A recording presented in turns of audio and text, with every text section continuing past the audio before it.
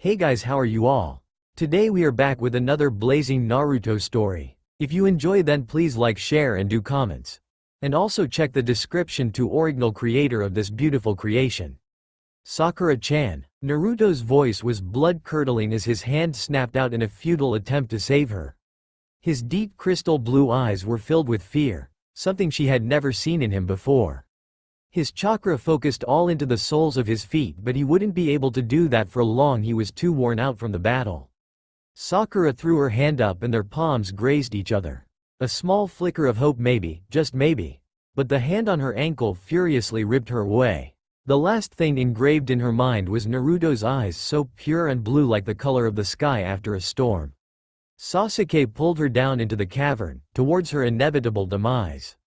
Sakura snapped up in bed covered in a thick film of sweat, awakening violently from the nightmare. She had been having these horrible dreams for the past 3 months, all varying in settings and all of them surrounding the same topic, her death.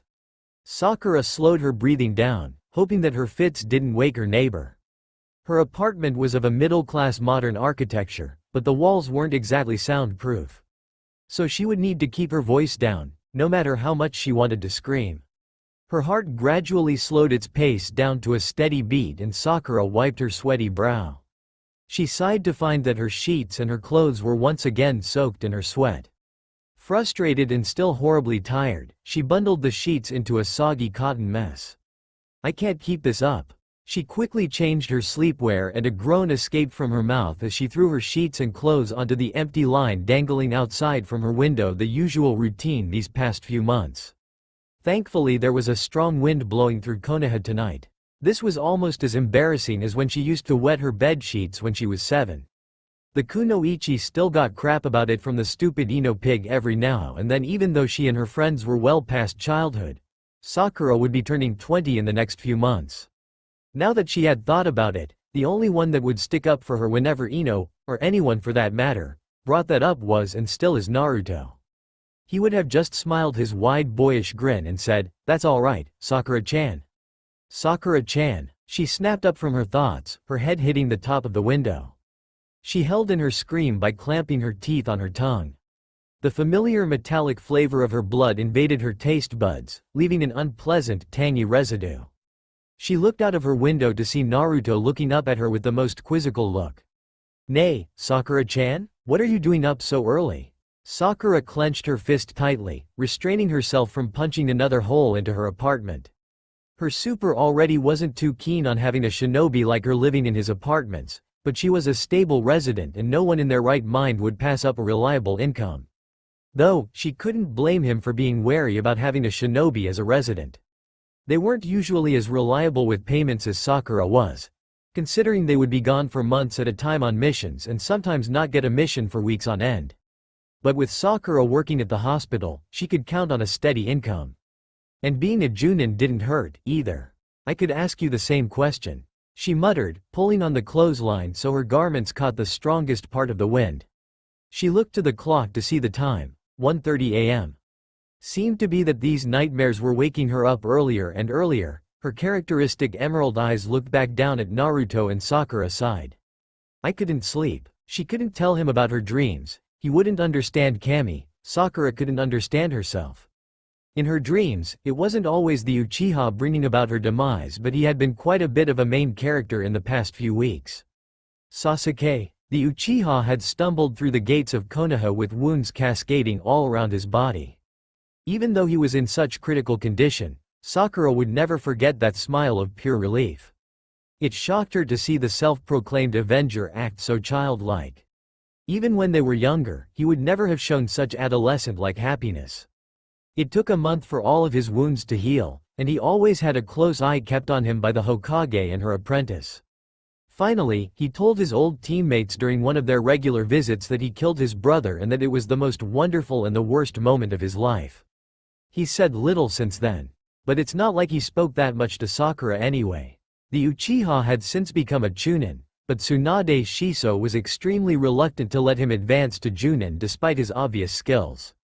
He had never said one word of defiance. In fact, to Sakura's surprise, her teammate just continued with his rigorous training.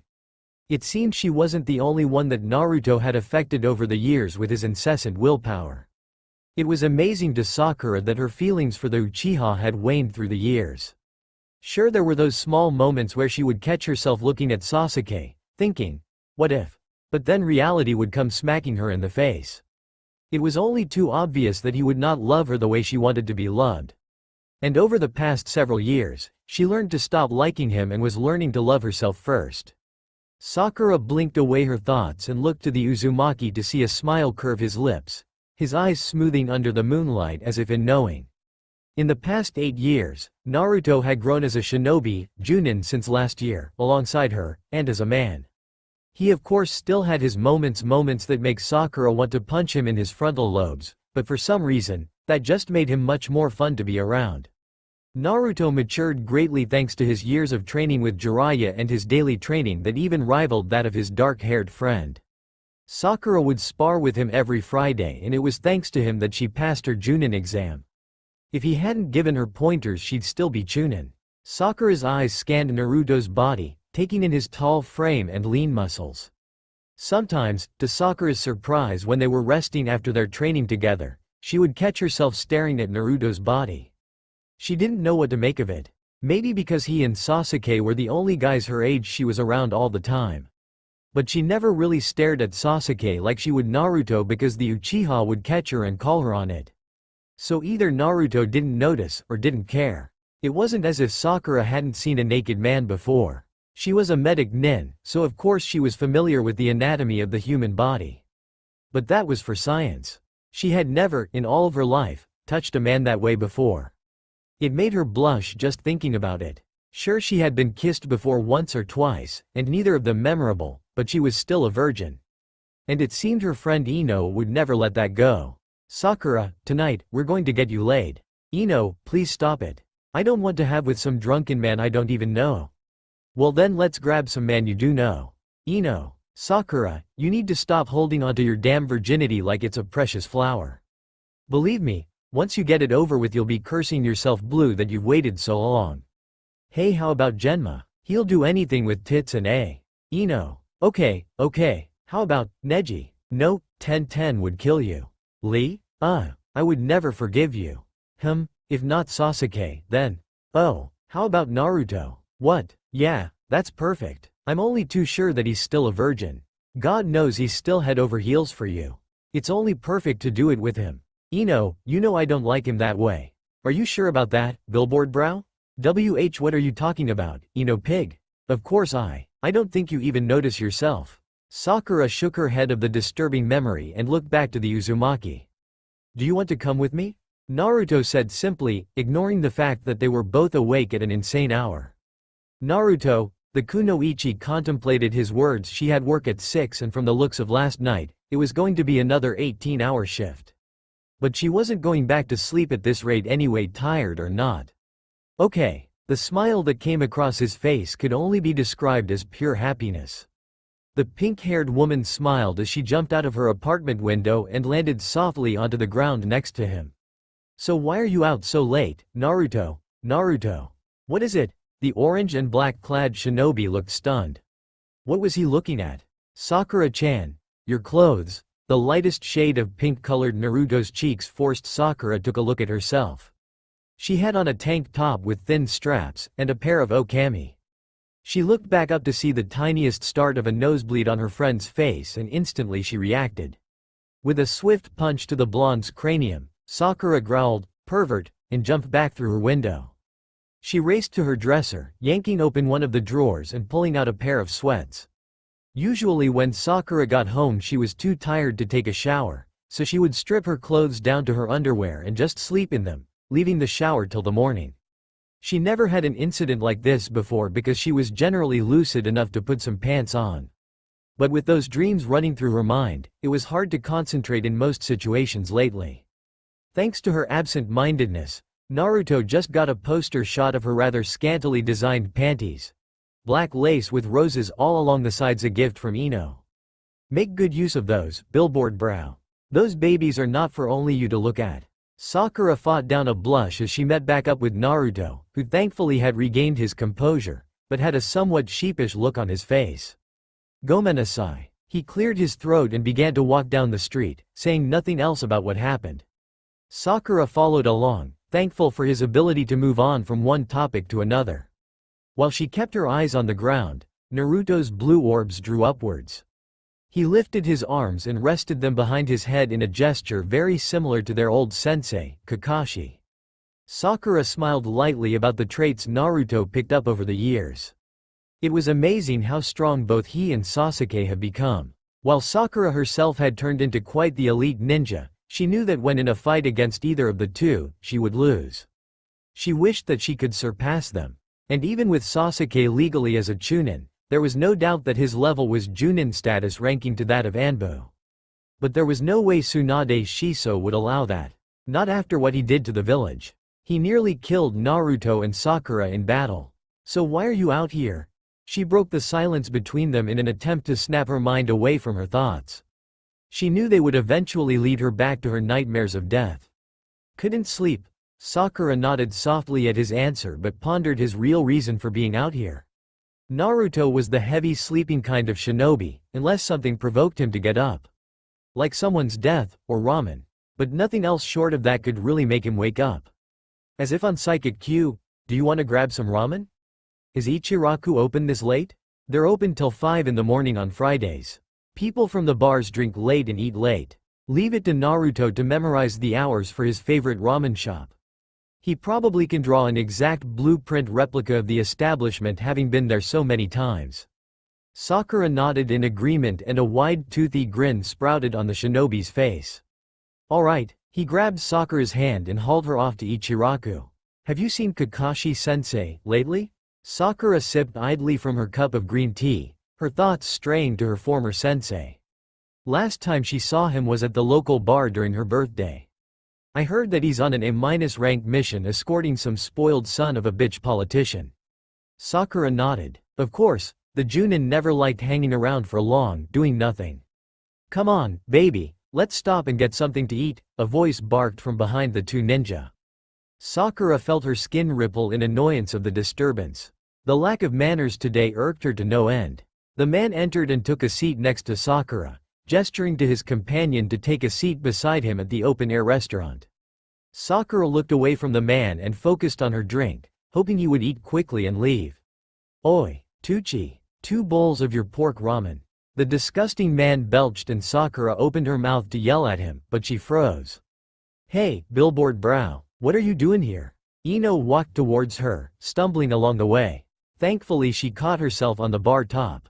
Whoops, I guess I should be more CAAARRR refuel. Hee. She was plastered, that enough was evident to Sakura. And from the looks of things, this guy was on his way to getting laid by her infamously raunchy friend. Sakura was confused because as far as she knew, her friend was engaged to Shikamaru. Why would she be out drinking alone looking to sleep with someone? Something must have happened. Sakura rolled her eyes. Ino and Shikamaru probably had a fight and Ino went to go piss him off. The kunoichi had to stop this. If Ino had her any shred of her reasoning in her, there wouldn't be a chance in hell she'd sleep with this scumbag. If Sakura knew anything about her best friend, she knew that she loved that lazy genius of a shinobi. Ino, what are you doing? Do you know this guy? Sakura tested the waters, figuring just how lucid she was. Sakura, don't be silly, I don't row pie. Ino, Naruto, finally taking a breath from his ramen, caught on to what was happening. Maybe you should sit down over here. Naruto stood, and gestured for their friend to take a seat. The kunoichi however shook her head in a drunken defiance. No. Ino took a step towards her male companion. I'm perfectly She stumbled and in a flash Sakura caught her. The pink-haired woman lifted her friend and wrapped her arm around her shoulder, supporting most of her weight. Let's get you home, pig. You're gone. Now wait a minute, Pinky. Pinky? Sakura turned around to see the scumbag of a drunkard glaring 2 bloodshot eyes directly at her. The man stood and pointed a thick finger inches from her nose. Who said you could take my woman away from me? Your woman? She's not your property. Besides, she's engaged. The kunoichi could feel her anger building up in her. Her hands were dangerously itching to punch this guy to kingdom come. She said nothing about, hey, man, she's obviously not going to sleep with you. Naruto could sense Sakura's fury and was quick to step in between the two. I spent half my paycheck on her drinks. She owes me a good time. It's not her fault you're an idiot. Sakura's voice wavered in her straining calm. She was doing everything in her power to quell her rage. But this man was just fanning the flames. The man took a good hard look at Sakura and his eyes dropped down to her chest. A disgusting smile came across his face. Well, would you like to show me a good time, Jerry? A loud crack sounded as Naruto's fist connected with the man's jaw. His body flew out of the restaurant and into the street, landing with a satisfying thump. Sakura looked to Naruto and saw his eyes locked onto the man, his lips pulled back in a snarl. The filthy drunk stumbled onto his knees and looked back to the ramen bar in confusion and anger. In a blur of orange and black, Naruto rushed after the man and picked him up by the collar roughly. Never talk to Sakura-chan like that. Ever. His normally cheerful face darkened. Do you understand me? A look of pure fear came over the man's face as he looked over to Sakura, but Naruto shook him. His hold on his greasy shirt becoming tighter and his words shot through his clenched jaw, "Don't even look at her." The man nodded with a shaky head and the Uzumaki threw him to the ground. Sakura stood where she was, in a daze. She watched Naruto walk calmly back towards her and offered to help support Ino. Sakura nodded and he lifted the other limp arm about his broad shoulders and the three, two, seeing as one was incapacitated, walked off. They took Ino back to her apartment not too far from the ramen shop. Sakura was relieved at that moment that Shikamaru and Ino didn't live together. Otherwise it would have been a much more complicated situation. After she laid Ino onto her bed, Sakura placed a glass of water and 2 aspirin tablets on her bedside table for her friend to consume when she would wake. She was going to have one hell of a hangover the next day. Sakura shook her head and left her friend to her sleep. Thankfully, Ino Pig didn't damage anything other than her pride. Sakura gave her a quick check through. Ino should be thankful to have a medic nin for a best friend.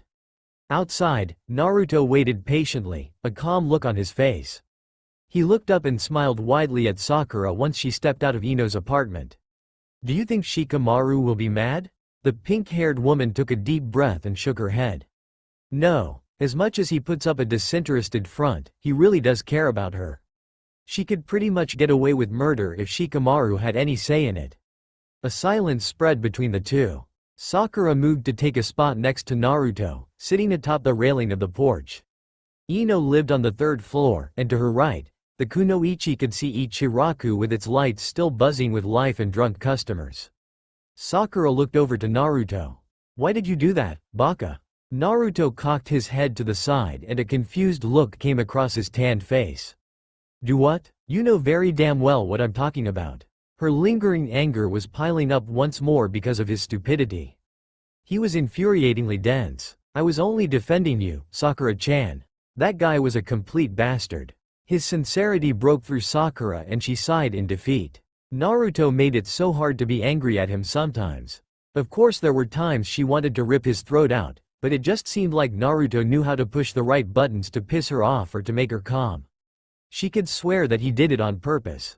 Sakura-chan, you've changed a lot these past few years, you know? Sakura looked to him and saw that his blue eyes were concentrated on her. He looked so serious that she found herself flustered. She looked away and shrugged. Yeah, she laughed. I can't leave all the growing to you and Sasuke. I need to boost up a few levels too. Her face saddened at the thought of always being behind the two. She had worked so hard these past 8 years to even be at the same level as those two, but sometimes it seemed like she would never be on par with the Uchiha or the Uzumaki. I better get back to my home, Naruto. Nani? Sakura-chan, you want to leave? He was about to protest, but thought better of it. Let me walk you back home. He stood, his tall, muscular frame towering over the kunoichi. No need. I'm not a little girl anymore, Baka. I can take care of myself. She didn't put too much emotion into it, but it was understood all the same. She just wasn't in the mood to be with someone at the moment. Naruto nodded, still unsure of what made her upset. He looked torn, but Sakura took off before he could change his mind. She brushed her fingers through her cherry blossom locks, sighing. She needed to clear her mind before she went back to work or her distraction would have dangerous consequences. Maybe some running would help her clear her mind, but once she thought it over for a moment, The thought of going to another 18-hour shift after running for a few hours, it didn't seem too appealing. So the kunoichi decided to settle for meditation. Haruno, you're needed in the maternity ward. Sakura was surprised. She expected a long busy day rushing between the ER and OR, but she hadn't stepped into either today. Instead, she had been changing from the nursery to the maternity ward. Looks like she would be leaving early today if this was all she was going to do. I'm on my way. She motioned to the intern next to her to take over changing the infant who lied upon the diaper station in front of her. The young man looked from the baby to Sakura and promptly turned green. Sakura rolled her eyes, quickly changing the infant and handing him to the intern. This is the least of your problems, Kyo. Just stick around and you'll get used to the scent. It's not so bad after a few weeks. Yes, Haruno-san, he muttered in shame. And with that, the medic nin took off in a rush to the maternity ward. Sakura. Shizune walked briskly to Sakura's side and handed her a clipboard. You have a patient in room 304B. And afterward, the dark-haired woman paused, thinking over her next words. Tsunade-sama wants to see you. Come to her office right after you finish with this patient. The pink-haired medic nin cocked an eyebrow and nodded. She wondered what Tsunade Shiso wanted with her now. Sakura opened the door to 304B and was met with a rosy face and pale eyes. Hello, Sakura-chan. Hinata. The dark-haired kunoichi smiled shyly while she placed her hands gently upon her blooming stomach. It was only last year that the Hyuga girl was married to none other than her teammate Kiba, and not too long after, was expecting. What a surprise to see you here. Where is Kiba? Isn't he usually with you during anything related to the baby? It was absolutely romantic to Sakura that the Inuzuka followed Hinata like a puppy whenever she needed him. She couldn't blame him. In their profession, people die young and it was usual to get married and have children at their age. Even Sakura, still a blushing virgin, found herself from time to time just watching the babies in the nursery. Just wondering what the future will bring her, a husband, children, and a family. Suddenly her mind darkened with the images from her nightmares of the previous months. Blood spilling, screams ripping through her skin, and her body lying still and cold. If those were anything close to premonitions. No, not now. Sakura placed the clipboard onto the counter beside her and embraced the Hyuga girl in a tight hug. It had been a while since she had seen her Kami. It had been a while since she had seen anyone besides Naruto and Ino because of her erratic hours at the hospital. It was nice to have a social life every now and then. Well, Ichi's with Naruto-kun outside, actually. I told him to stay outside. I wanted to see you. Hinata fiddled with her long violet hair and looked down at her shoes, a habit that the Hyuga still had trouble breaking. Naruto's here? Sakura smiled, picturing the orange-clad shinobi joking loudly in front of the hospital with his friend. She inwardly rolled her eyes and led Hinata to the long cushioned seat for patients, motioning for her to sit. The woman complied and nodded in answer.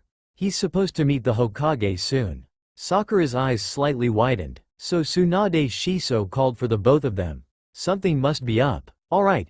Sakura concentrated her mind once more. How have you been feeling? Better. Those exercises that you taught me are really helping with my back pain and swelling feet. I just wanted to see how the twins were doing. I am in the 3rd trimester already, and I want to make sure they're alright. I'm sure they're doing fine with a caring mom like you. Sakura smiled. Let's just lean you back and check on the 3 of you, then. Sakura turned around and picked up her basic tools for the procedure and she worked through the checkup, all of this like breathing to her now.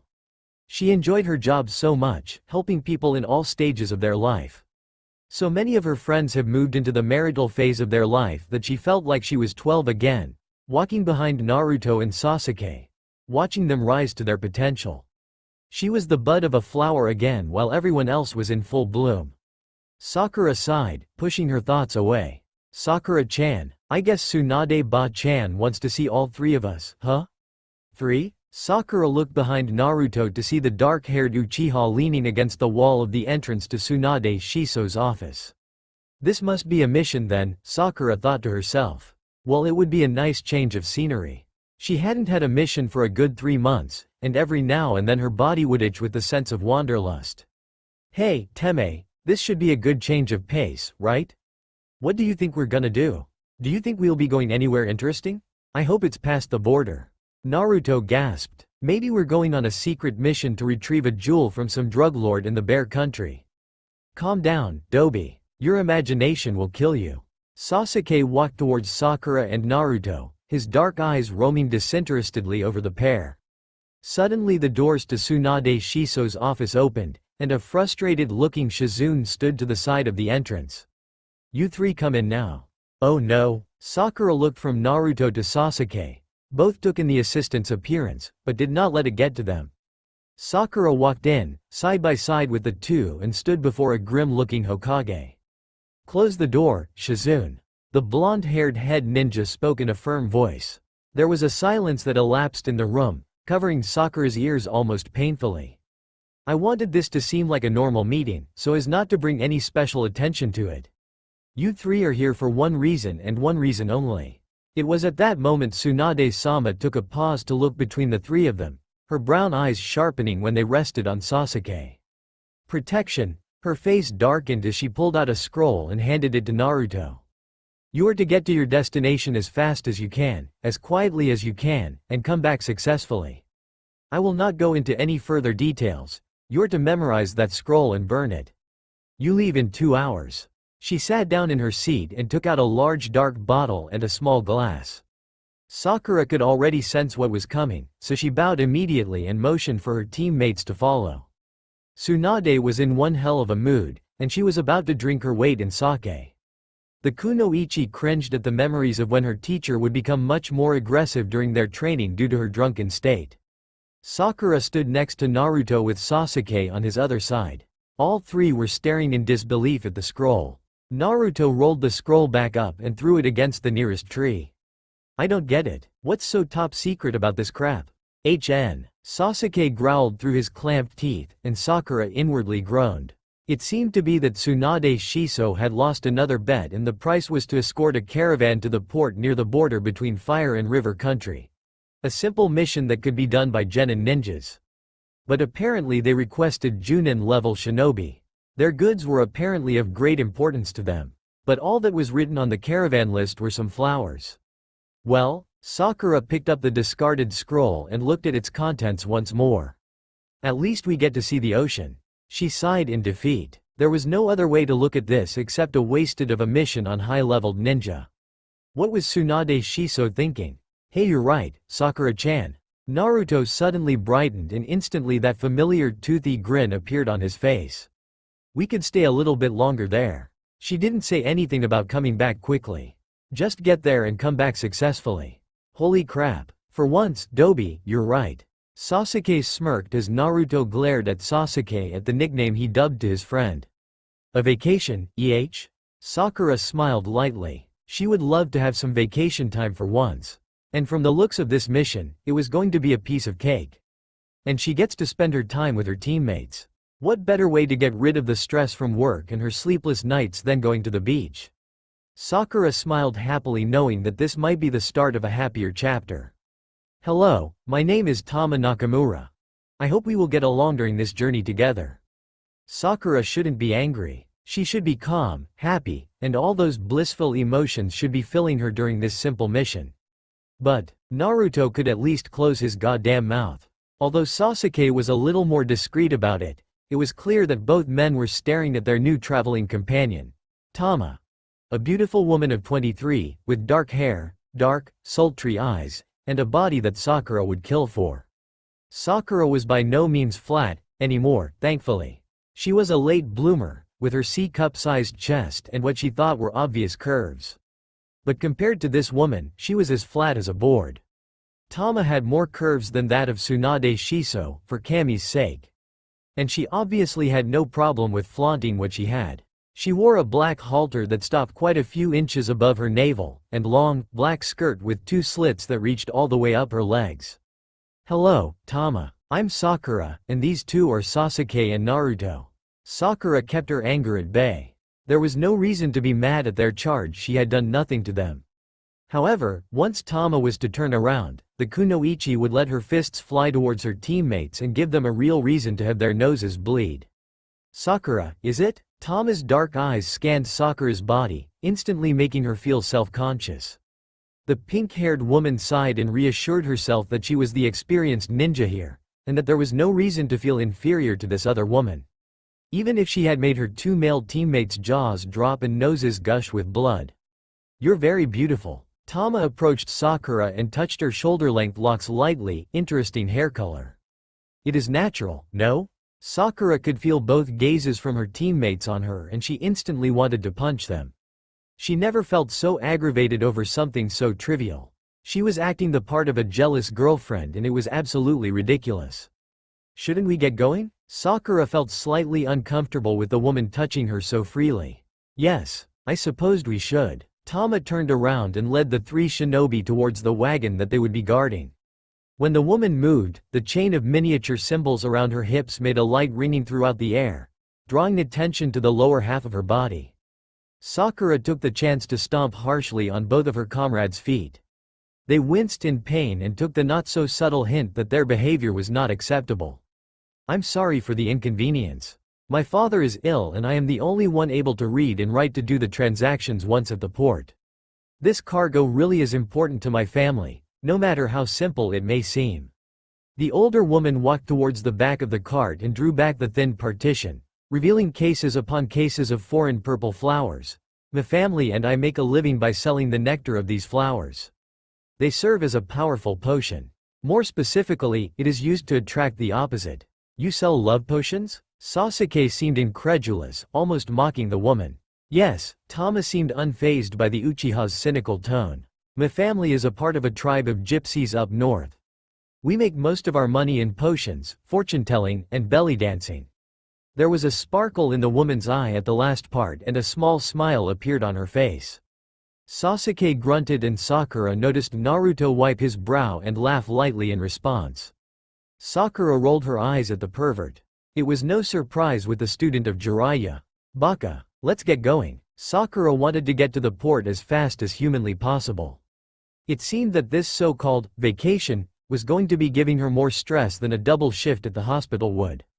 "Nay, Sakura-chan, look over here." Naruto waved happily about 20 feet ahead of her, pointing wildly to a log on the ground. Sakura inwardly rolled her eyes but couldn't help the smile that grew on her face. There was an obvious change in the three shinobi once they left the village. They were all anxious to leave and go somewhere outside of Konoha. Even Sasuke had a slightly happier disposition, his eyes not so cynical every time they met another human being. The sun had already made its way across the sky and was about to nestle behind the mountains that lied ahead of the travelers. The day's journey was by no means tiring, but they knew that they wouldn't be able to guide the oxen-driven cart for too longer. The animals were going to need their rest. "What is it, Naruto?" Sakura kept her pace with the wagon. This might be a simple mission, but it was a mission nonetheless. They were to protect Tama and her cargo, and Sakura would give it 150%. The Uzumaki ran over, his hand clutching something Sakura couldn't make out. As soon as he reached her, he held out his hand and opened it to reveal a black and orange snake that sinuously wrapped around the shinobi's fingers, its forked tongue flickering towards Sakura. "We match, right?" All of the air in Sakura's lungs shot of her mouth in one blow and her face paled to an astonishing white. Sakura wasn't scared of much, but snakes proudly took the top 5. "Get that away from me, Baka." Surprisingly, she didn't hit Naruto, but she jumped clear across and over the wagon in one fluid jump. Her back arched as her body grazed the top of the wagon. She landed on her feet with a soft thud and her breath returned slowly yet surely. Snakes gave her the creeps ever since Orochimaru. Suddenly the scene around her changed and her mind's eye rippled in a blur of colors. This felt wrong and all too familiar simultaneously. Sakura stood shaking. Her chakra was depleting rapidly. She wasn't going to last not even for a minute more. Her green eyes scanned the empty meadow, but she couldn't see him. Then the kunai came, pelting her every limb, covering her body in unbelievable pain. Her blood rained down onto the ground, softening the soil to a muddy mess below her. "Sakura," his voice called out of the open air. "Sakura, Sakura, Sakura? Sakura." The kunoichi stumbled and fell to her knees, her hands running vigorously over her body. What the hell was that? A nightmare? But she wasn't asleep, it was still daytime. "Sakura, what's wrong with you?" Sasuke stood in front of her, his eyes scrutinizing her like she was slacking during this simple-minded mission. She stood straight to compose herself and looked to Sasuke. "Nothing. I'm fine. It was just a snake Naruto showed me. I don't like snakes." Sakura figured Sasuke could relate to something like that, considering his past. She herself didn't understand what was wrong with her, and there was no reason to involve anyone else in something as childish as a nightmare. At least she hoped not. The Uchiha said nothing more, but his eyes stayed on Sakura for longer than she would have liked. He slowed down, regaining his pace once he was behind the carriage. Sakura picked up her pace and walked beside their charge, Tama, who sat leading the oxen that hauled her cargo. The gypsy's eyes were set upon the pink-haired woman, a curious look about them. "What's wrong, Tama?" There was a thoughtful pause before she spoke her next words. "How long have you been having your nightmares, Sakura?" The kunoichi was taken aback. "I'm sorry?" The woman took a deep breath and looked ahead. "We need to rest up ahead. There's a stream and a small clearing." She turned back to Sakura. "I would like to speak with you more." Sakura didn't know how to reply. Naruto and Sasuke took off to gather water from the stream that ran smoothly near their campsite, leaving Sakura at the will of the gypsy's inquiries. "Sit there." Tama pulled a satchel from her wagon and pointed to the blanket laid out before the fire they built not long ago. "Tama, this isn't appropriate. You've been having these nightmares for 3 months, yes?"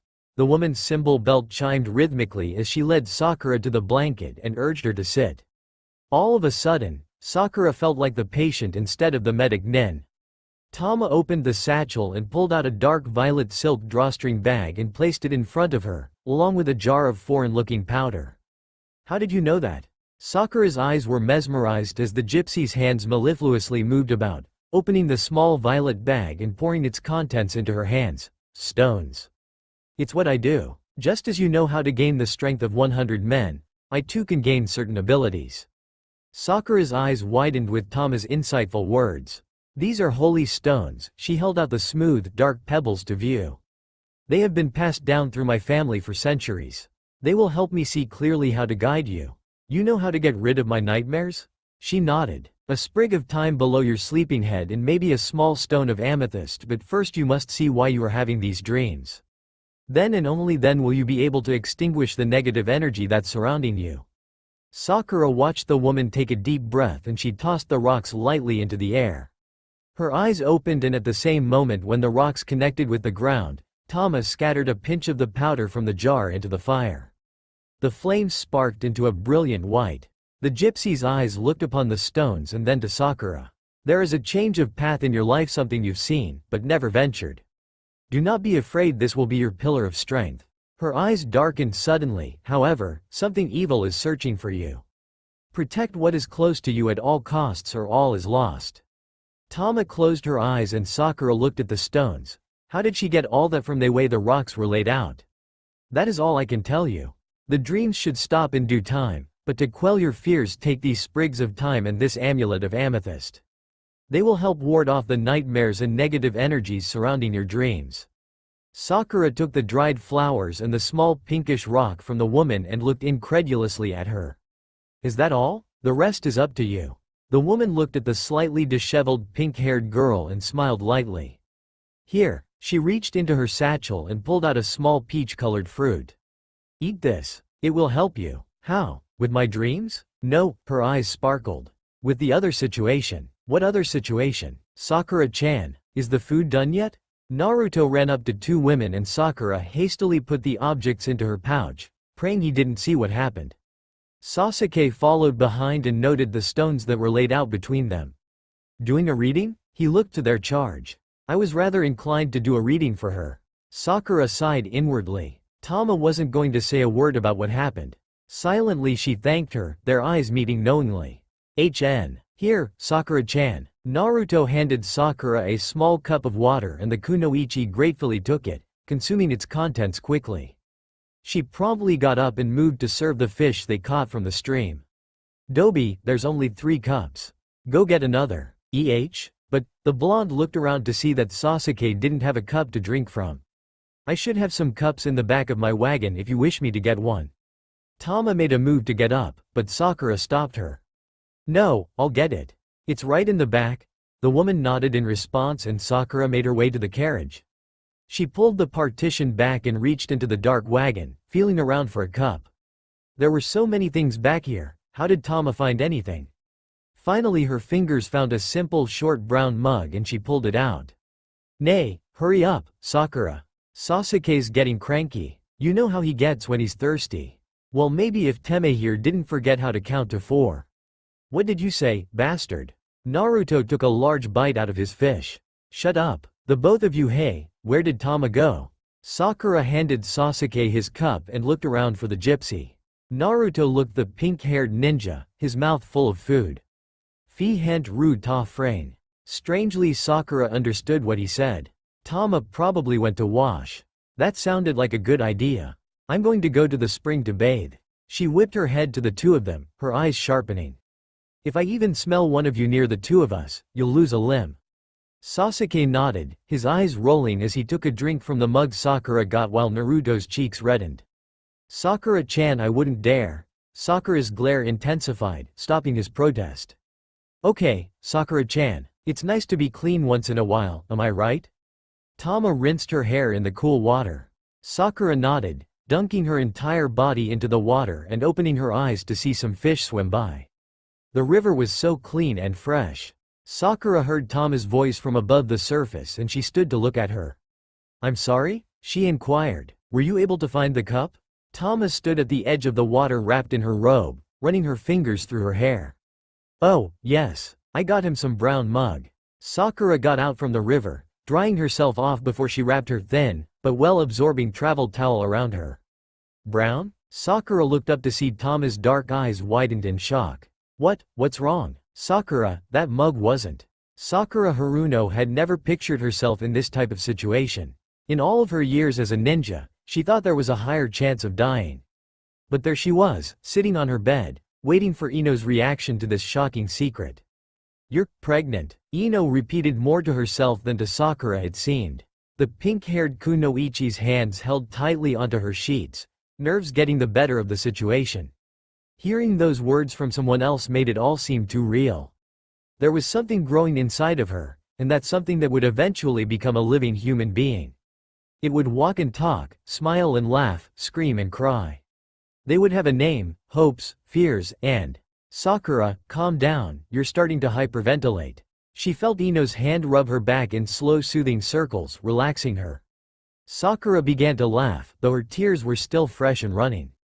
Ino, I'm going to have a baby. Sakura leaned her head onto her friend's shoulder, a feeling of complete helplessness sinking into her. I know. Ino struggled with her next words, but she took a deep breath and looked to Sakura, who's the father. Sakura knew this was coming. The obvious question linked hand in hand with her secret. Naruto's face came into her mind. It was such a clear and vivid image, his golden hair shooting up in every direction, his golden skin, fox-like whisker marks that seemed to be his trademark next to his toothy grin, of course. And those eyes. Sakura would never, in all the rest of her life, forget those eyes. They were the clearest blue, rivaling that of the afternoon sky. I'm not ready. At least tell me one thing about him. Ino was being persistent, but Sakura didn't know what to say. Any characteristic of Naruto would give him away, especially if she told the infamous Ino, the cataloger of all men in Konoha. With just a few details, she could say if the man was single, who he slept, or had slept, with, and where he lived. What do you want me to say, Ino? The blonde paused for a moment and her hand slowed in its calming massage on Sakura's back. She smirked. Was the fantastic? Sakura was stunned only for a moment, her mind shocked blank. Then, ever so slowly, a small smile appeared on the kunoichi's face and Sakura laughed. Ino started to giggle along, and soon they were gasping for air, holding onto each other for support. Tears streamed down both of their faces, a mixture of sorrow and anxiety. So what are you going to do? Ino sat at the kitchen table as Sakura began bustling around her cupboards. Sakura needed to keep her mind busy, so she opted for making tea for the two of them. Her mind raced through all of the options, and none of them seemed even slightly sympathetic to her. She would have to eventually tell everyone that she was pregnant. Her growing body would be proof of that alone. But what was going to happen when people began to ask the same question that came from Ino, who's the father? What about Naruto? He didn't even remember that they had. Would he believe that she was pregnant? That the baby was his? What about work? What would she do when she was incapable of going on missions or even performing the simplest of surgeries because of her physical state? Tsunade was going to kill her. People in the town were going to spread rumors, wondering why she wasn't with the father. Sakura, Ino's voice brought her back down to earth. I know what you're thinking, and you need to calm down and take a deep breath. Just figure out what you're going to do first. What am I supposed to do? Ino cocked an eyebrow and snorted. Well, aren't you Konoha's #1 medic nin? Shouldn't you already know the answer to that question? Sakura sighed. Ino was completely right. If anything, Sakura could look at this like the medic nin she was. She was pregnant. So like any patient of hers, she would recommend prenatal vitamins, exercise, a constant good night's sleep, and no alcohol or tobacco. Okay, there it was. Her first few steps. How am I supposed to get the prenatal vitamins I need? Well, not all prenatal vitamins are prescription, billboard brow. We can go get some from the market, and I'll just say they're for me when Shika and I decide to have a baby. Sakura put her cup of tea down and took hold of Ino's hand, squeezing it gently. What would I do without you, Ino pig? The pig rolled her eyes. Of course you would suffer a horrible death. I am your savior, billboard brow. Do not forget that. Ino smiled haughtily but squeezed Sakura's hand back. At least for the moment, Sakura felt like there was hope. Even if it was minuscule, it was still there, thanks to Ino. Good morning, Miss Yamanaka, Miss Haruno. The local market owner greeted the two as they walked through the entrance. Sakura looked to Ino, her hands slightly shaking. Ino smiled, reassuring her pink-haired friend, and then turned to the older man. Good morning, Hokkaido-san. Where do you stock your prenatal vitamins? Oh, they're in the back. Jiro Hokkaido, a man 20 years their senior, was the village market owner. To the benefit of the women, he never gave much attention to what items one bought, unlike so many of the gossiping shop owners in Konoha. Ino and Sakura took their steps carefully back towards the vitamins, wanting to draw as little attention as possible. The shopkeeper might have tight lips, but the same didn't go for the customers. Sakura could feel her heart quicken as they stepped closer to the aisle. Here, Ino gently led her to stand in front of a row of the vitamins, and Sakura's eyes scanned them all, her nerves calming. Her medic nin state of mind was taking over. There were quite a few that would suit, but some had too high of an iron count or vitamin A, and that wouldn't be helpful. She would need the type that would give an extra boost of calcium along with her other needed vitamins. Finally, the kunoichi picked a brand and handed it to Ino. Here you go. This should fit with your needs. Ino and Sakura had rehearsed their lines to perfection, because Kami knew that there would be eavesdroppers. Good. Ino and Sakura made their way up to the register and paid for the item. It was going flawlessly. No one had stopped them or, from the looks of it, had paid too much attention to them. Sakura took the vitamins from the cashier, wrapped the purchase and handed it to Ino. The blonde promptly put the item into her purse. Let's go, billboard brow. I want to get something to eat. The two girls then stepped out of the market, and it was like someone lifted 2 tons of weight off of Sakura's shoulders. She felt relieved. Kami, there wasn't a word strong enough to describe the relief that stilled Sakura's heart and mind. So, Ino looked to Sakura, the feeling of success evident in her eyes as well. Where did you want to eat, billboard ow? Someone pushed past Ino, knocking her into Sakura. Thankfully, they caught themselves before any more attention could be brought upon them. You stupid son of a Shika? Ino's cheeks turned a bright tomato red as her fiancé stood a few feet from her, an apologetic look on his face. The blood in Sakura's face drained as she painfully stood behind, the invisible weight dropping right back down onto her shoulders. Ino, Shikamaru sounded surprised. Not a good sign. What are you doing here? I thought you would still be in bed with a hangover. Sakura could tell the genius was breaking down every possible detail around him, figuring out just what was going on. He would most likely give a correct assumption if Ino didn't distract him. I couldn't drink, the blonde lied smoothly. I was thinking about your bachelor party, wondering what woman was sticking their disgusting hands all over you. Sakura almost snorted with laughter. Ino was confident that Shika would never think about another woman the rest of his life with her beside him. Mostly due to threats towards all the females that inhabited Konoha. The poor shinobi would never be approached by another woman the rest of his life. Ah, well, the lazy genius rubbed the back of his head. Other women are just too troublesome. and Sakura could see the slightest hint of a blush appear on the man's face. He was truly sweet in his own unconventional way. Shikamaru? Ino took hold of Shika's hand and a smile crept onto the kunoichi's face. Oh no, Sakura was going to have to step in, otherwise this would lead to a romp. It had happened before, and it would happen again. No one could forget that night 1 month ago when they were going at it in the middle of the local pub. It still brought chills to all who were there. Ino, we should get going. Oh, yes, we should. And then Shikamaru's attention shifted to Sakura. The kunoichi smiled, nodding in polite salutation, but her conscience screamed obscenities for placing the unwanted spotlight onto her. Sakura, I haven't seen you in a while. You look different. The genius' keen eyes sharpened suddenly. Hey, Sakura. Shit. Well, Shika, we have to get going. See you later, bye. Ino took Sakura's hand and yanked her away, in a not-so-subtle exit. Did you see his face back there? Sakura sat at a table inside of a restaurant, ignoring the menu laid out in front of her. Oh, Kami. Ino growled, he was doing his genius figure out every damn thing so that I know what the fuck's going magic. Oh, thank you. The waitress brought them their cups of water, and paused. Are you ready to? No. The women replied in unison. The waitress rolled her eyes and walked away. Who cared what she thought? Sakura had more important things to think about at the moment. I just might be screwed, Ino. You just might be right, billboard brow. Ino put her menu down, damn it. We were so close. So close. He'll know, without a doubt. Sakura covered her face with her hands. She was screwed. The somewhat formulated plan of telling people herself about being pregnant just collapsed before her like a house of cards. Now that Shikamaru knew, oh the people he could tell. Wait, this might be good. Ino gripped one of Sakura's arms tightly. This just might work in our favor, billboard brow. What are you talking about, pig? Sakura slowly sipped the cool water from the cup placed in front of her. Shikamaru might know that you're pregnant, but he doesn't know who the father is. Ino's face slightly twisted in annoyance, just like me. Sakura sighed, Ino, Sakura-chan. Sakura choked on her water and began to cough loudly, her face turning a bright red.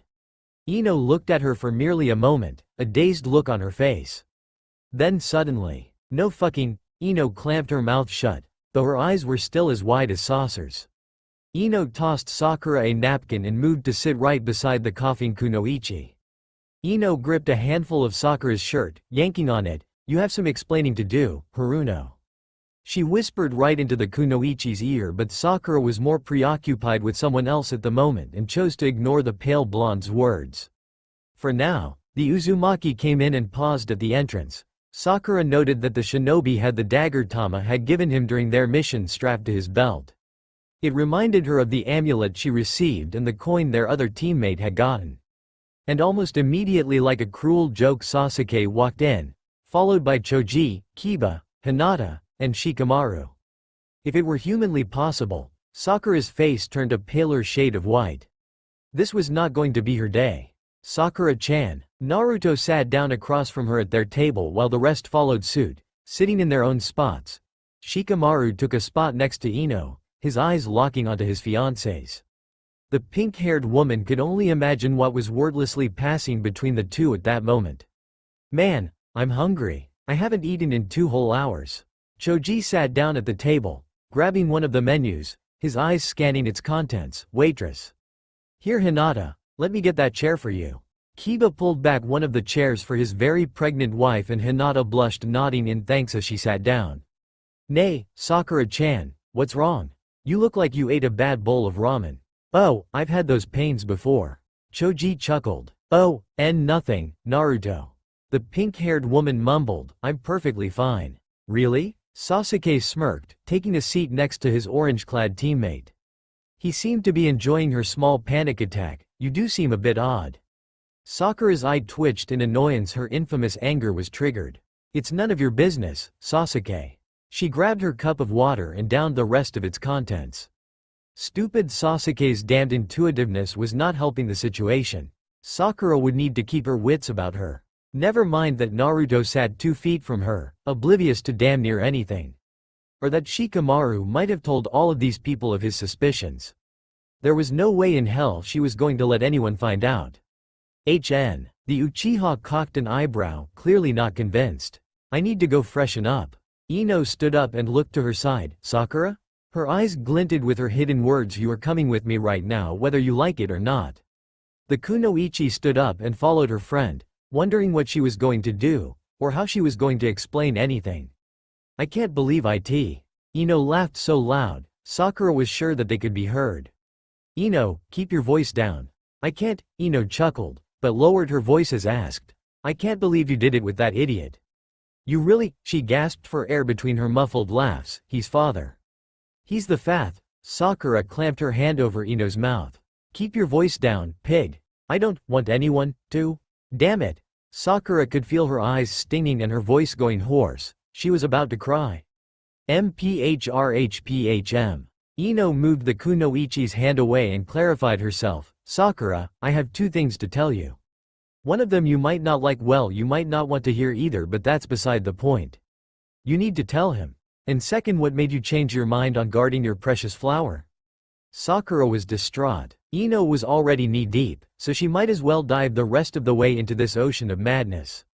So the kunoichi began to tell the blonde what happened that night.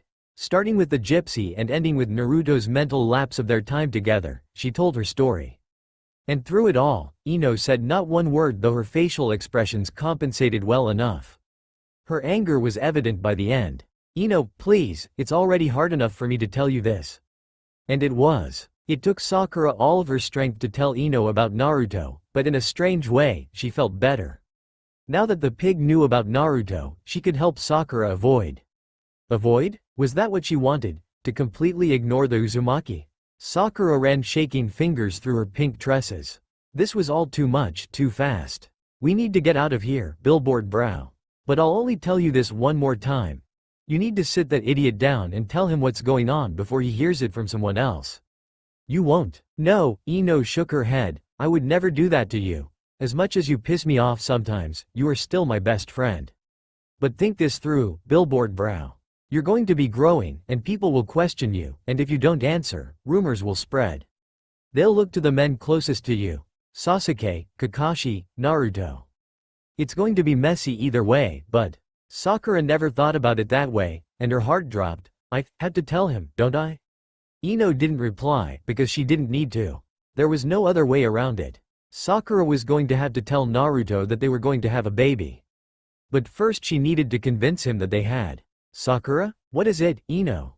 Do you love him? There was that question again, one that not only her friends asked her, but it was the very same question that raging conscience within the pink kunoichi screamed almost every day. Damn it, answer me. Sakura didn't know how to answer herself. Did she? The gypsy Tama said that the fruit she consumed revealed her true feelings. Did that mean she loved Naruto, or was only you ally attracted to him? She couldn't deny the physical attraction that she had towards the blonde shinobi anymore, that much was obvious. But did her affection run deeper than mere physicality? The only thing she had to compare this confusing feeling towards Naruto was her longtime crush on Sasuke. But there was just an infinite amount of differences between those situations. When Sakura was crazy over the Uchiha, she swore to anyone who would listen that it was love. But in retrospect, all it seemed to be was an obsession, like he was some toy she could never get her hands on.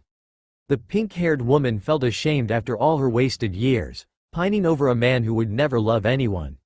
He was cold, distant, and spiteful towards her.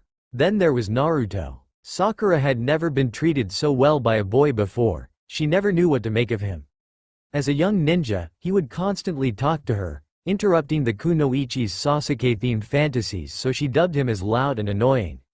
Despite her show of anger towards the blonde boy, he never snapped at her. Naruto always had a smile just for her and an offer for ramen at Ichiraku. He saved her life so many times that Sakura had lost count by now.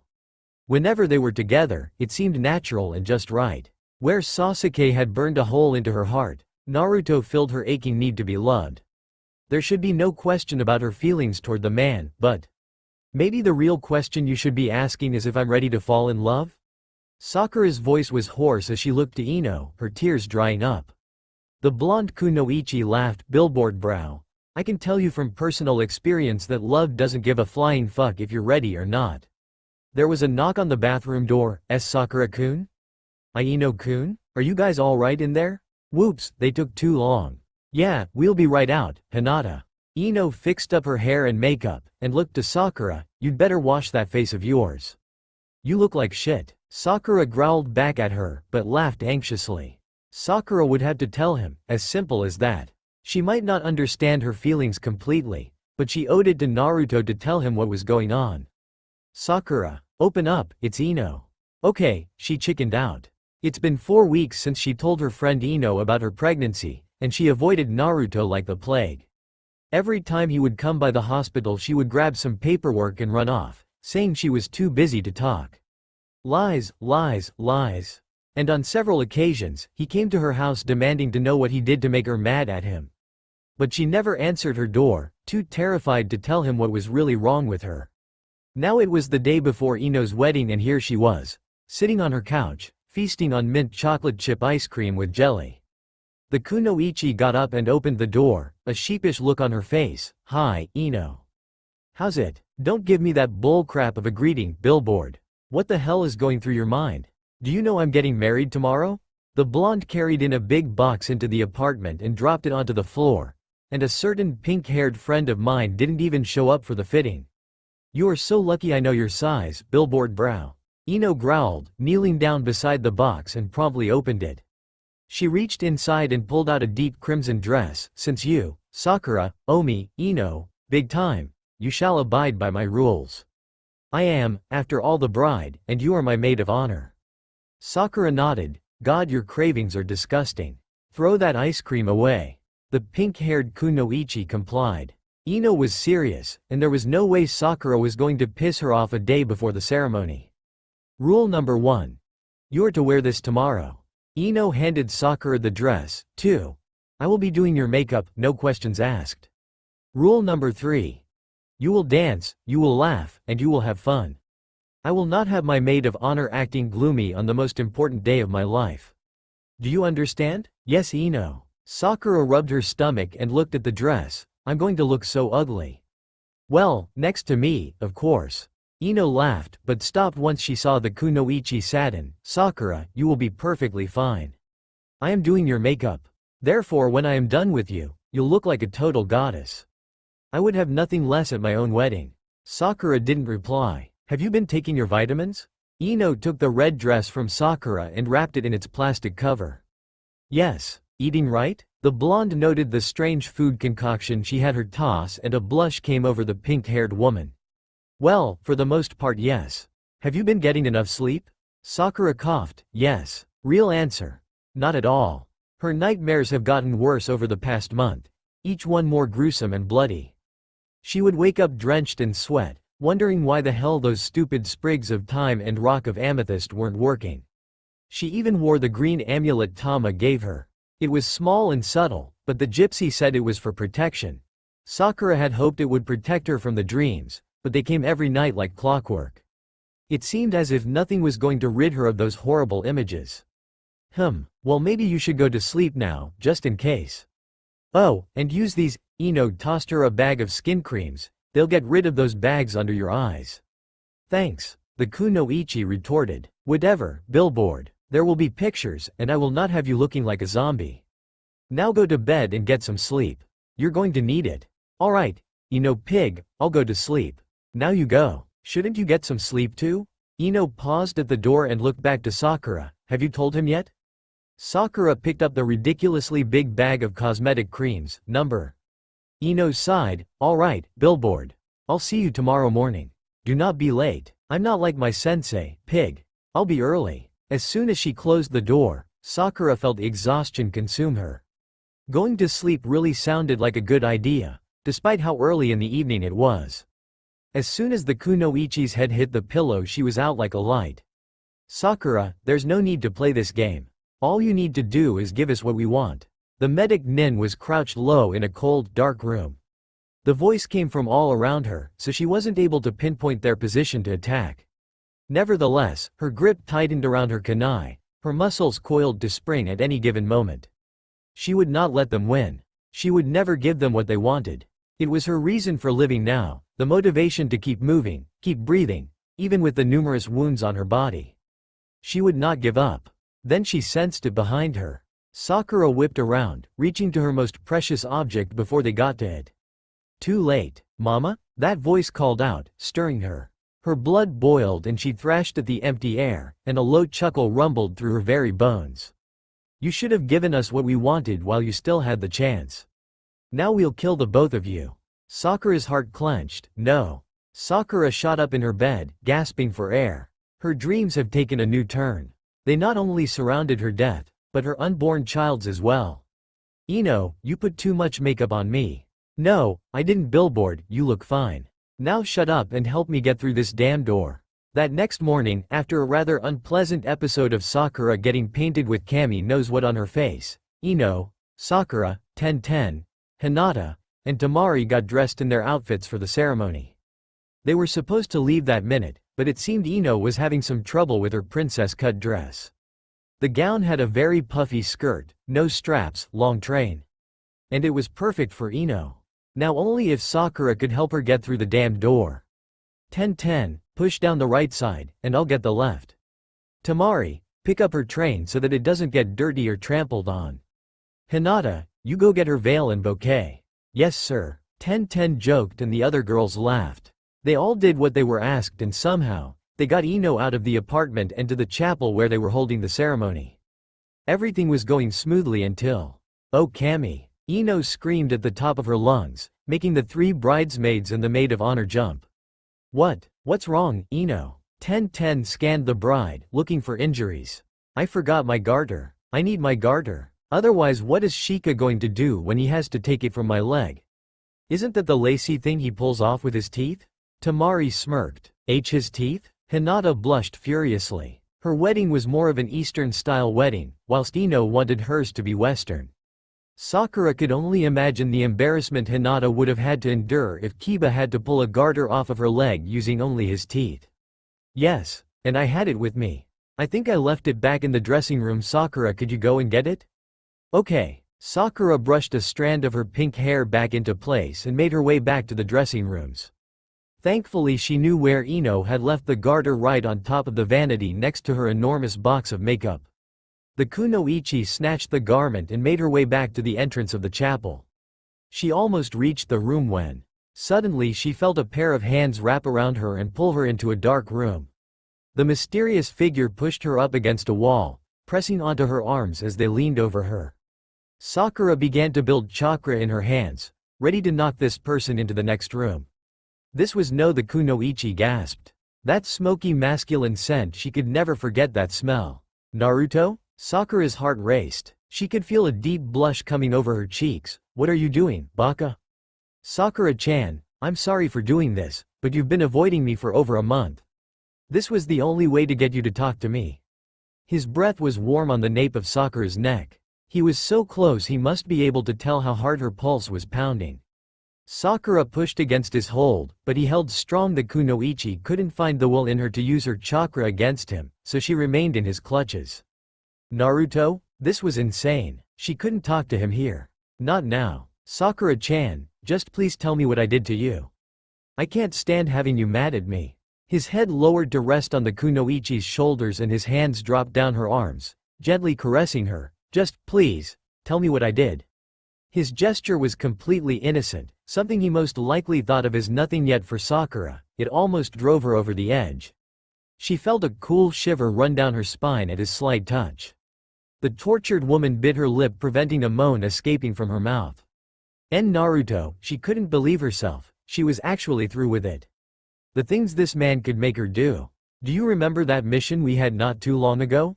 The Uzumaki's head lifted slightly, when we escorted Tama-chan to the port?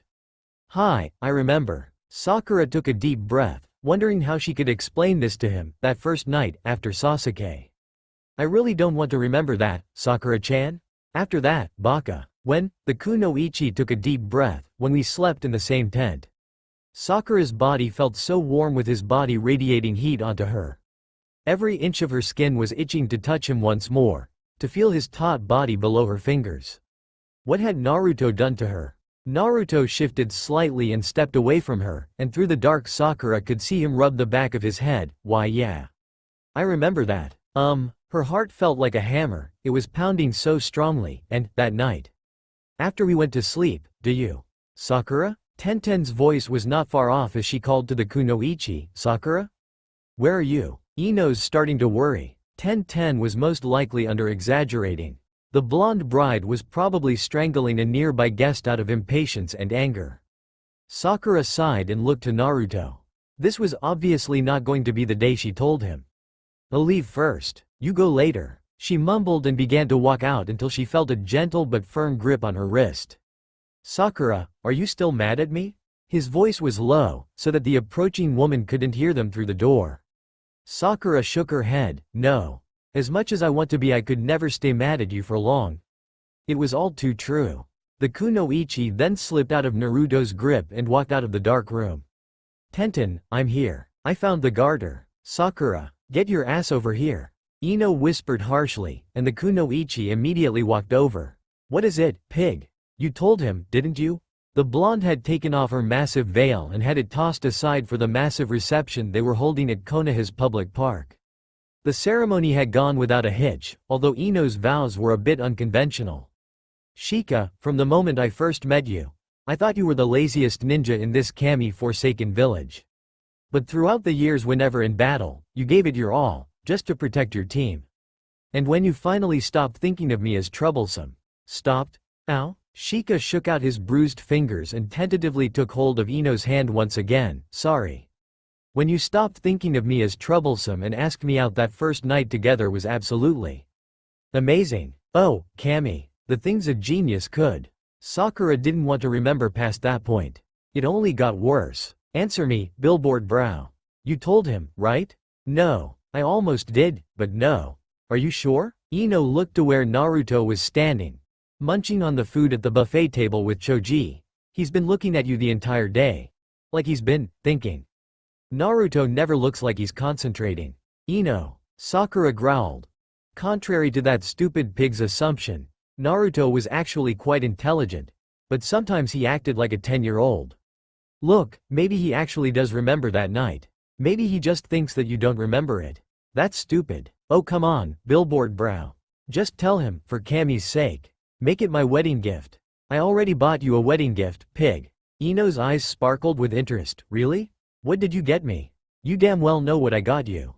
You gave a list to each of us, demanding that we buy you the item written on there, or we were not allowed to show our faces at the wedding. Sakura rolled her eyes in annoyance. She remembered having to go purchase that dinnerware set from the most expensive Chinaware store in the village. It cost the medic Nin nearly more than half her paycheck. Ino giggled lightly and wrapped Sakura in a tight embrace. I know about that, Sakura, but I really just want you to be happy. And I want you to tell that baka that you are preg shit. What, pregnant? Sakura's heart dropped. This was impossible. If only Ino kept her mouth shut. The kunoichi turned around, a smile failing to reach her eyes. Ahaya gozaimasu, Tsunade shiso. Sakura, I am only going to ask you this once. Tsunade's eyes sharpened intensely, her voice lowering so that no one around them could hear. Are you pregnant? Sakura nodded the slightest bit, so that it wasn't as noticeable to people around them. She kept eye contact with the Hokage, but could feel her stomach twisting in knots. Tsunade just might kill her. Right here, during the reception, in front of all these people. Come here. Shiso took Sakura by her hand and led her away from the party, and Ino followed. Stay there, Yamanaka. What? But Godem-sama. I said stay there or I'll annul your wedding vows.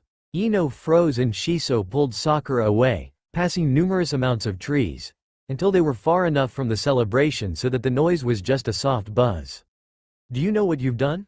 Tsunade Shiso. Sakura, if I heard correctly, and since I'm on the damned sober train, I'm pretty sure I did. You're pregnant with Uzumaki Naruto's child? Tsunade was livid, her face paling in anger. Whether it was from being sober for the ceremony or from Sakura's actions, the kunoichi couldn't tell. Why yes, Shiso, but… Sakura, do you understand that Naruto is a Jinchuriki? Of course I do, but what does that have to do? No one understands the bijou completely, Sakura. Tsunade led the kunoichi to sit down on the massive staircase that made the park so well known. We still do not know what would happen if a bijou vessel were to have children or if their chakra is passed on through you to the unborn. She was insane, that was the only explanation Sakura could think of. Shiso was saying that because Naruto had the Kyuubi in him so would her child. It sounded ridiculous, absolutely stupid. Shiso, please forgive me for saying this, but you're wrong. Don't you think I would feel someone else's power in my chakra? Especially power from the Kyuubi no Yoko? Sakura stood up and looked down to her very faintly protruding abdomen.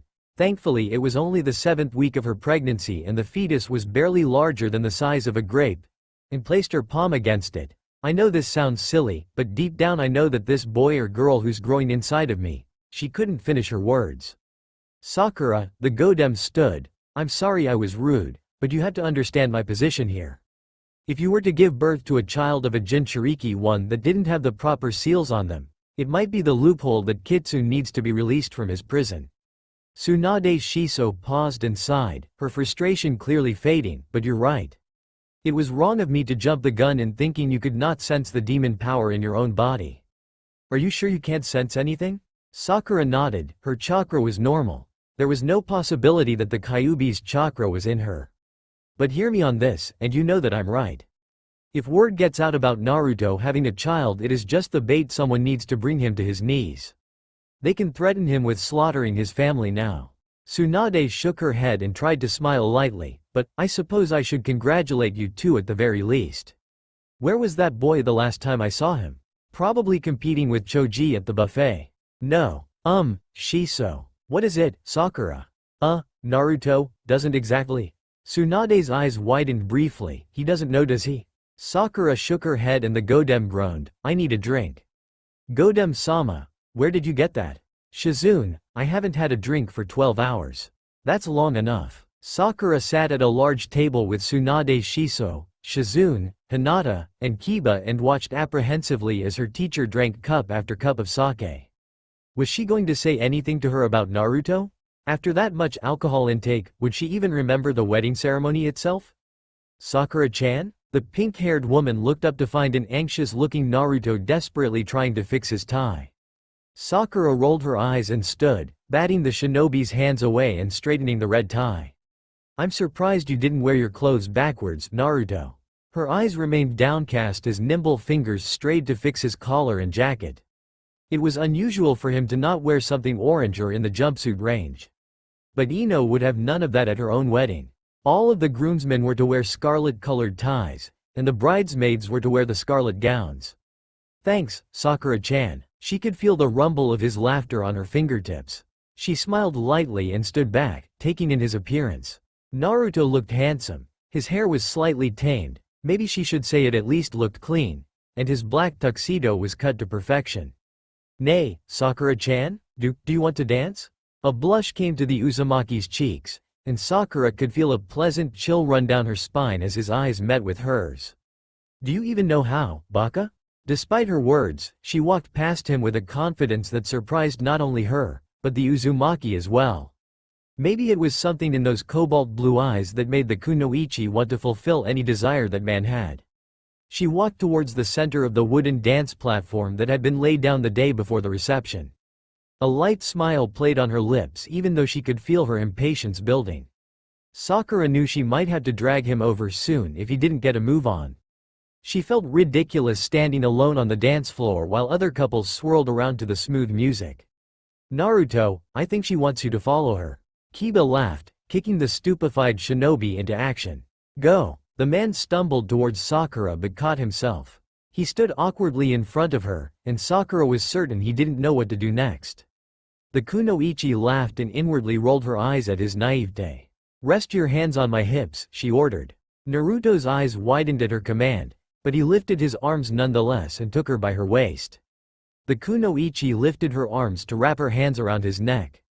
This was the simplest of dances. There was no way she would try to explain anything more complex to her anxious teammate.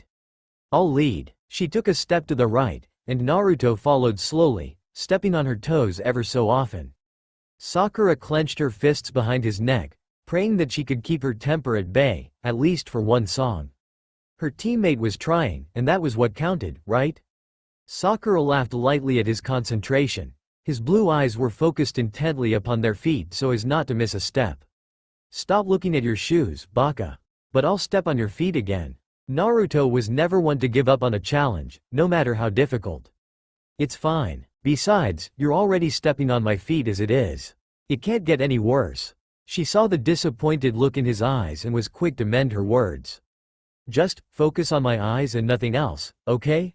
It will come naturally. Or so she hoped. Cautiously, Naruto lifted his gaze to her and smiled, and despite the pain in her trodden feet, Sakura smiled back. It was like a natural reaction to her whenever he would smile. Well, that is, unless she was in a hellfire mood. Which was often, considering this was Naruto she was talking about. The two moved about the floor, drawing closer to each other whenever the shinobi would falter in step. His hands were warm around the kunoichi's waist, and that chill of excitement ran up and down her spine in reaction to his touch. I didn't know they were a couple. Sakura's ears picked up on some of the dancers' conversation. They were most likely civilians. What ninja in their right mind would gossip with other trained ears around? Then again, they probably wanted their words to be heard. I thought she liked that Uchiha boy. Even though she could feel the anger in the pit of her stomach roar, she never showed it. She just focused more intensely upon her dance partner's eyes, ignoring the growing murmurs. She knew that if she could hear the words, so could Naruto, but the shinobi did as he was told. He focused on her eyes and nothing else. Sakura took a deep breath, and her mind cleared of its troublesome thoughts as the two made their way about the preset dance floor. Who cared what people were saying?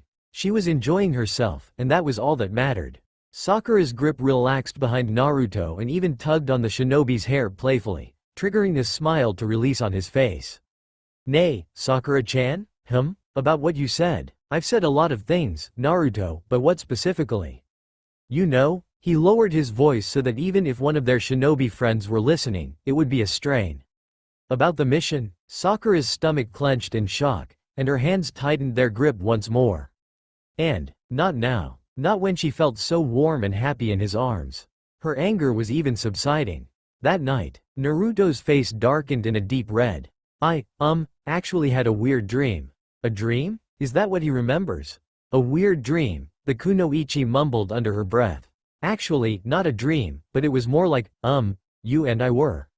Sakura-chan, I can't say it. You're gonna hit me if I do. No. And naturally she hit the distraught man on the back of his head. Just say it, damn it.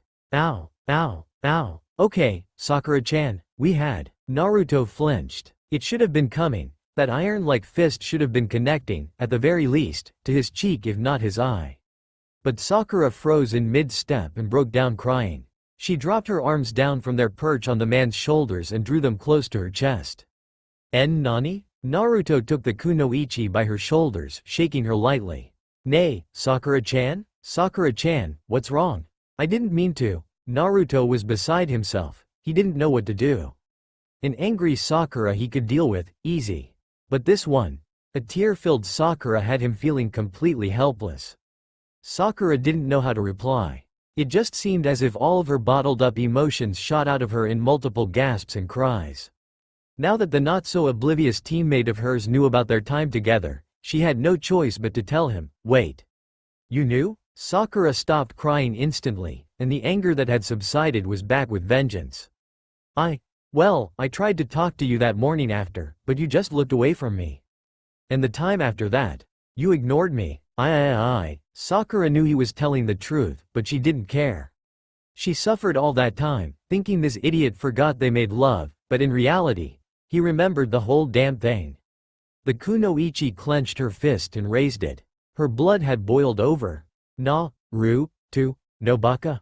She brought her coiled arm up and connected her fist with his jaw. A pleasant crunch sounded as Naruto's body flew clear across the dance floor and landed on the grass with a thump. Sakura ran over lightning quick and dragged him up by his collar, shaking him. If you ever do that to me again, I'll. Arg. She dropped him and stormed off, her fury still flaming. Sakura slammed her apartment door closed, making the walls of her apartment shake dangerously. Almost immediately a hard pounding sounded on her door. What? The kunoichi screamed. Haruno, I told you time and time again not to slam your door. You'll be the ruin of this building, I know it. It was her superintendent, Shiro. He was absolutely intolerable. Shut up, old man. I'm in no mood to talk to you today. Sakura growled ferociously and pounded her feet around her living room. Let the old man try to evict her. He'd be bankrupt if it weren't for her rent. Besides, no one was home around this time anyway. Who gave a crap? The kunoichi stomped over to her room and grabbed a pillow from her bed, placing it over her face. She took a deep breath, filling her lungs to maximum capacity, and let loose a satisfying scream that the pillow just couldn't muffle. Oh well, she tried to be quiet. Damn that idiot Naruto. All of this was stupid. Stupid, stupid, stupid. That baka, baka, baka. Naruto no baka, she screamed, throwing the pillow against her bed with a thump. Another knock sounded on her door once more, this time a softer but much more firm rap. Sakura rushed over to the door and snapped it open. What? Billboard brow, you better tell me why you scared half of the wedding guests with your crazy stunt. Sakura's temper flickered. He knew all along, pig. She clenched her fists and pounded it into the wall. He knew he did it. He thought that I was ignoring him because of it. She collapsed onto her knees, and in a breath her fury was extinguished. Her green eyes looked to her best friend, and a pathetic laugh escaped her. Ino was still in her wedding gown. What? Ino looked down and frowned. Well, I thought that you told him you were, and something happened. So I told Shika that I would be right back. Shouldn't you be off on your honeymoon by now? Please, every night with me is a wedding night. She smirked devilishly and knelt down to eye level with Sakura. Are you okay now? I'm not furious at the moment if that's what you mean. Sakura was mad, yes, but no longer brimming with blind rage. Did you tell him how you feel? Ino stood and dragged the kunoichi into her apartment, closing the door behind them. Sakura shook her head and plopped down onto her couch while Ino remained standing. The furniture piece would probably ruin her expensive gown. Sakura, in our line of work it's dangerous not to tell someone how you feel about them. A sad look came about the bride and Sakura could tell the blonde was thinking about her new spouse. You don't know if you will see them the next day. Don't you think I know that, pig? Well, you aren't acting like it, billboard. You love him, don't you? Sakura was still struggling with herself over her feelings for Naruto. A part of her wanted to love him so much that it nearly strangled her heart. But the other part screamed that it was wrong and this was Naruto. That stupid baka, Naruto, there was no way she could ever love him like that. No way she could imagine waking up to his golden, smiling face every day. Or dream of their children running carelessly around the house while the Uzumaki held her close, or think about his scent lingering on her skin after another passionate night. Well, now that he knows about you two sleeping together, you can tell him about that bun in the oven. Ino didn't need to say it, Sakura knew she had to, and there was no other way around it. She was going to need to get him alone and tell him that she was almost 2 months along. But for the sake of it all, Sakura was so scared. How would he respond to something like that? I will make this quick. The Godime's face was stern, as she usually was when sober, or drunk for that matter. Her eyes switched between the three men standing before her.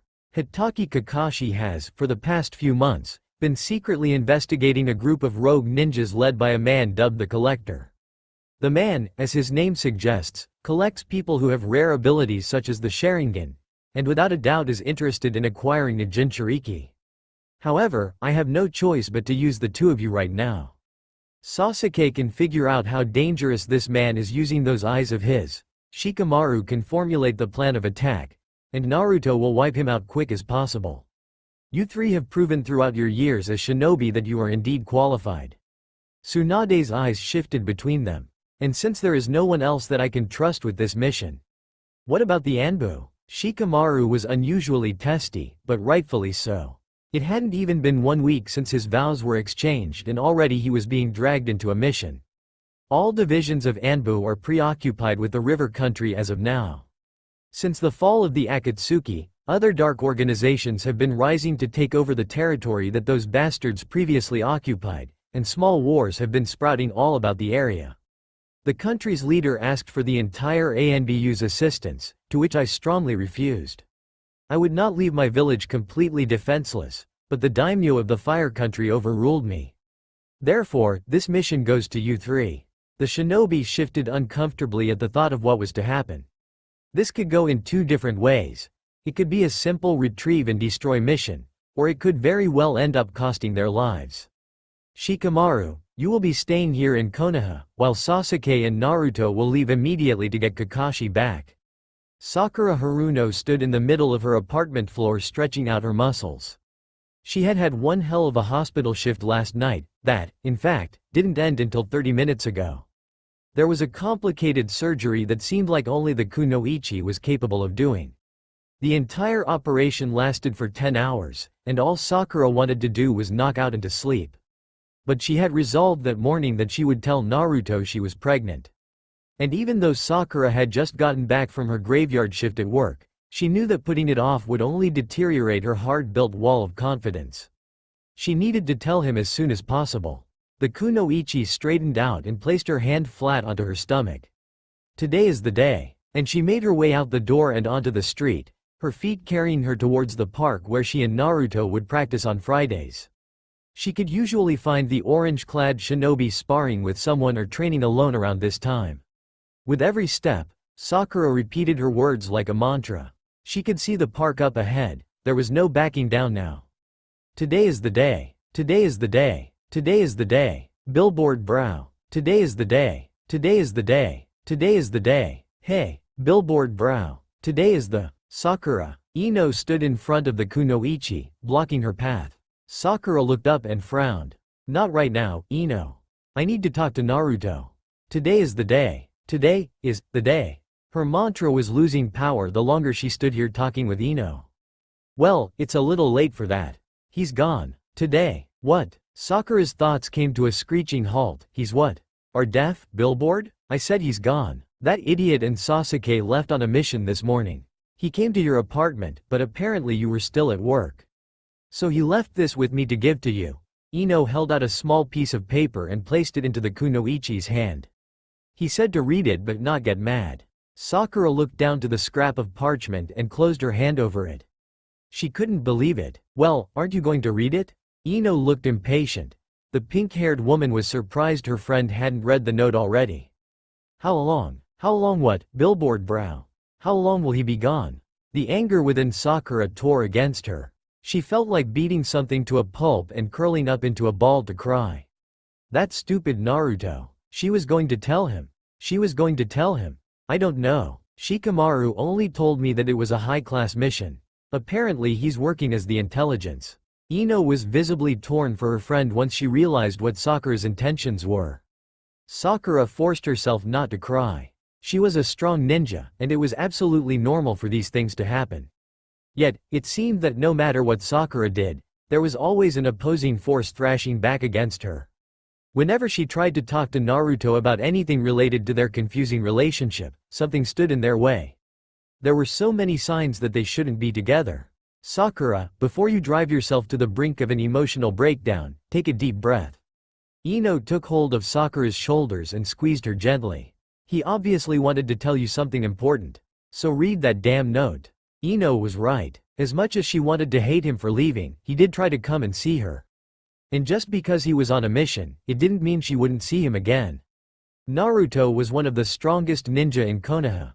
Maybe even the Fire Country. Okay. She unfolded the crinkled paper and read the messy writing scratched onto the parchment. I will come back, Sakura-chan.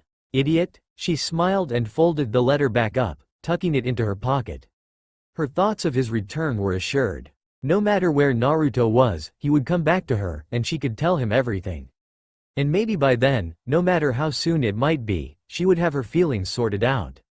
Haruno-san. Yes, Kyo? Sakura was bent over a stack of paperwork writing as fast as she possibly could.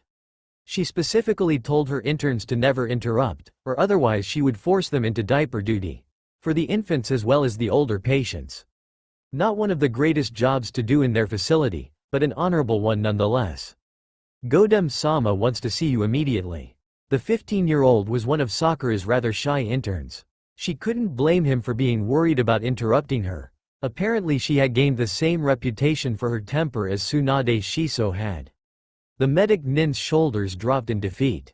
She wouldn't be able to get the paper done in time after all.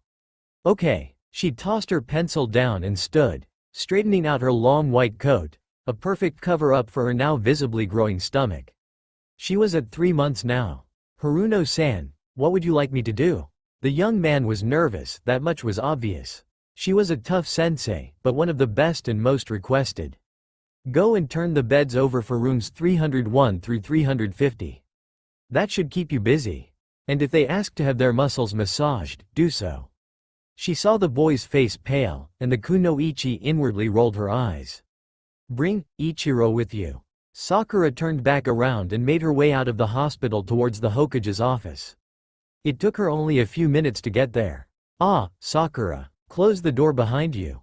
Tsunade sat in her chair with a cup in her hand. Shiso, what's that? Even though Sakura knew very well what the Godem was drinking. Water. Now sit down and let your Shiso talk. Tsunade took a quick gulp of her drink and clanked it down onto her desk.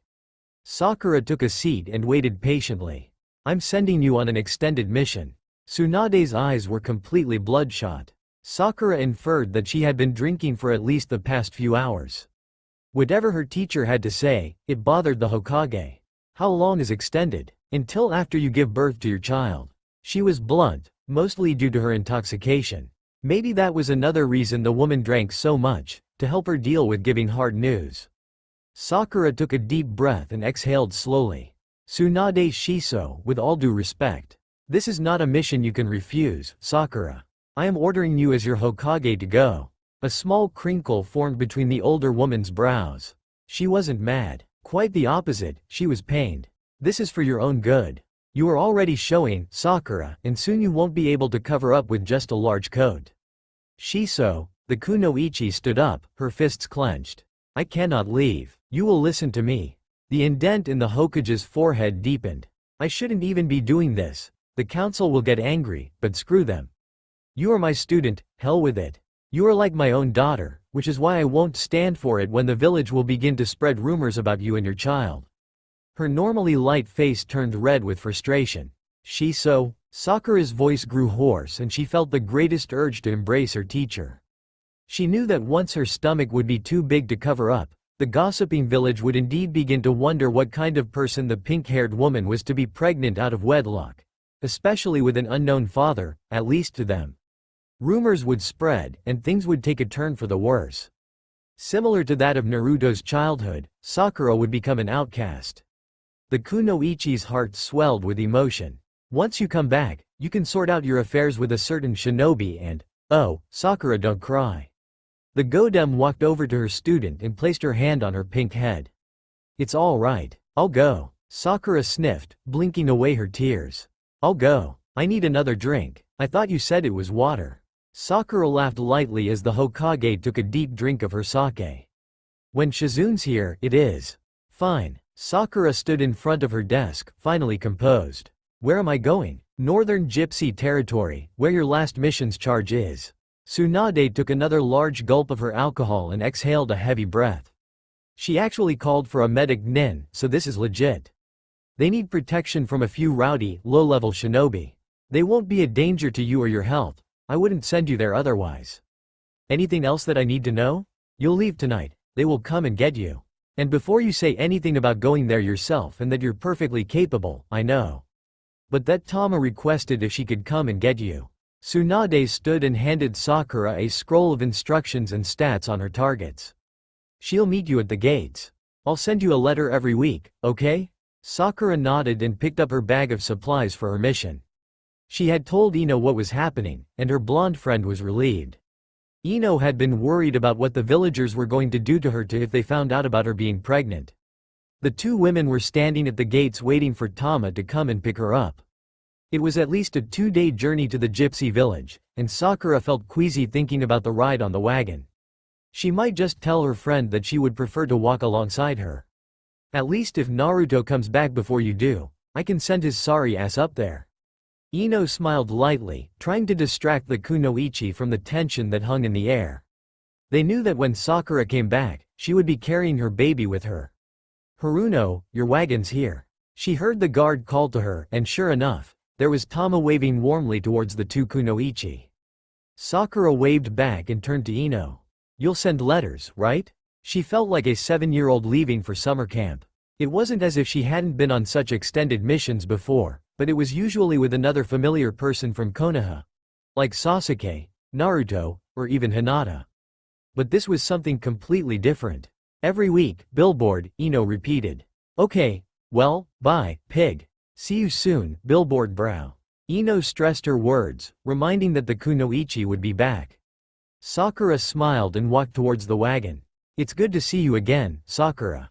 Tama smiled, holding out her hand to aid the woman with her knapsack. The pink-haired woman declined and sat herself onto the wagon. Her stomach had settled. Well, this ride should be quick because we're not carrying anything. The gypsy jumped onto the driver's seat and took hold of the reins. Ryu is my fastest horse. We will reach my village in no time, Sakura. Then you can catch me up on your adventures. The kunoichi smiled and reached her hand into her pocket, where Naruto's note stayed. She wrapped her fingers around the parchment and took a deep breath. I'll be back, Naruto. Wait for me.